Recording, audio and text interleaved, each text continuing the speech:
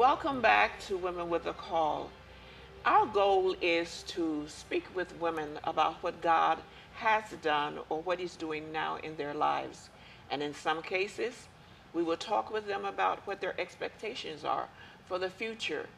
My guest today, Pastor Sonia Haylett, has a very interesting background, and she's going to share with you what God has done in her life from the very time that she can remember back in Europe. So I want to welcome you, Thank Pastor you. Sonia God Haylett. bless you. It's a I've pleasure. already said that we've got to talk about Europe. Okay, so tell Amen. me about where you were born, all these different places you lived. Okay. Okay. I was born in Paddington, England, and I went to live in Jamaica at age 4 years old. I went through high school there and then came to New York, or went to New York because I don't live there now. I've lived here for the last 2 years, pastoring here in Albuquerque. So you were born in England. Yes. Do you remember anything about it at all? No, see, you were very young, but Yes, I was anything? very young. I guess my mom taught me my address, so I always remembered it. And I Okay. visited back in 2003, and I went back to the home that I lived in when I left there at 4 years So do old. you have family members who are still living in that Yes, I home? do. I have uncles and cousins there. So what was England like to you, the little portion that you can recall? I guess I just think of the weather. I Yes, was in okay. Chicago and saw the L train, and I thought, I think that reminds me of England. So I had to think that it was taking me back. I had that memory. And so when I went back, I didn't get the opportunity to go on the trains, but I pray God I will have another Yes. opportunity. So now from England, you went to Jamaica, Jamaica. All right. yes. So tell me about Jamaica. And I lived in Jamaica. I went to high school, well, prep school, high school, Okay. and business school, and then came to live in New York, or went, I should say, to live in New York in 1975. Business school, what did you study? What I was your major? started, well, I started to do commercial there, and then when I went to New York, I went to Long Island University and I got a bachelor's in accounting. In accounting. Yes. Do you use accounting now as in ministry? No, But you not, can, but I right? can. Yes, I've done it in the past because I've been in the position of treasurer at my former church All in right. New So York. you mentioned New York. Was it Brooklyn? Brooklyn? Yes. Okay. Now we have this contrast. Okay. Well, is it very much of a contrast between Brooklyn and Jamaica? Well, you have the culture in the sense that you see the people and you can get the food stuff there. All right. Yes. Yes. You mean in Jamaica? Yes, and you can get that in New York, Okay. the food stuff that you get there. And Just the culture is there because you have a West Indian culture in New York. so it's almost like being home, would you say, or not really? Weather-wise, no. Oh, okay. Weather-wise, No, no. yes. Yes, so that's made the difference, having to learn to live in the cold. So when you were living in Brooklyn, were you pastoring? Because we know you were a pastor. Were you No, pastoring there? no, I didn't Okay, pastor tell us there, about your but I was experiences. active in ministry. Okay. I was involved in Sunday school in one church, did missionary work there also by going to Belize back. I visited Belize back in 1990, I think it was, for the first time.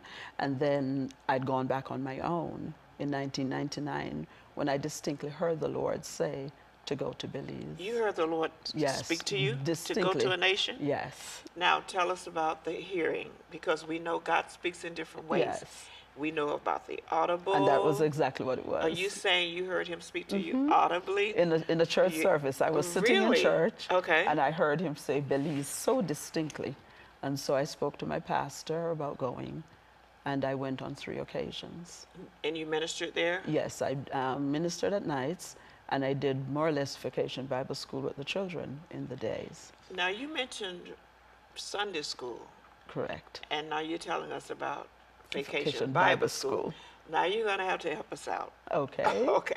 Because, in various cultures, some people don't know about Sunday school. Uh-huh. Now, I grew up in the South, Right. and we had Vacation Bible School Okay. for a week. Uh-huh. I would go to my grandmother's church for the 1 week. Right. I would go to my mother and father's church for the next week. We had 2 weeks of it, 2 different churches. Right. But can you just kind of give us a distinction between Sunday Sunday school. school, what that's all about, Okay. and Vacation Bible School? Okay. All right. Sunday school is usually that you would have that, at least in New York, you had it before church, Okay. before church Before the services. church. Okay. And we started as young as kindergarten and went as high as the elderly. So it was a range, and we had different classes. And so I was involved with teaching for a couple of years. I taught the primary class.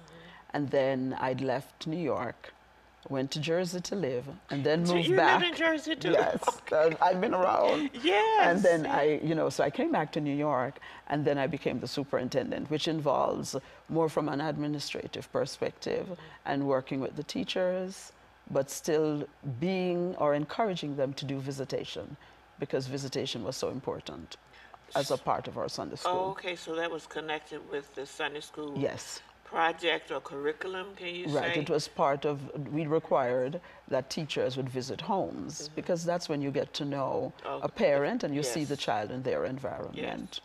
Okay, now tell us about Vacation Bible School. Okay, Vacation Bible School, at least in the Caribbean, and even in New York, and the same in going. It was more doing, you would have a theme for a week, and you would teach with application.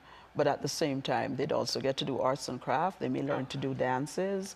It could be, the artsy part of it. So was Vacation Bible School during the day or evenings? Or Yes, did it during the vary? day. Yeah, during the day is what I was involved with. Because And it it's- was usually for a week.